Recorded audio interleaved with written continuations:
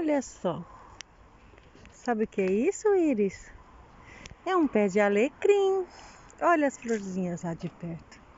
Mas tem um cheirinho tão bom. As abelhas ficam aí porque ela tem um cheirinho bom. As abelhas estão polinizando. E me lembra uma música que eu aprendi quando era pequenina. É assim. Alecrim, alecrim dourado que nasceu no campo sem ser semeado. Alecrim, alecrim dourado que nasceu no campo sem ser semeado.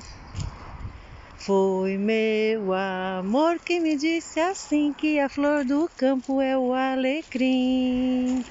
Foi meu amor que me disse assim que a flor do campo é o alecrim. Lá lá lá lá lá lá lá lá lá lá lá lá lá lá lá lá lá lá lá. Tchau, alecrim, tchau.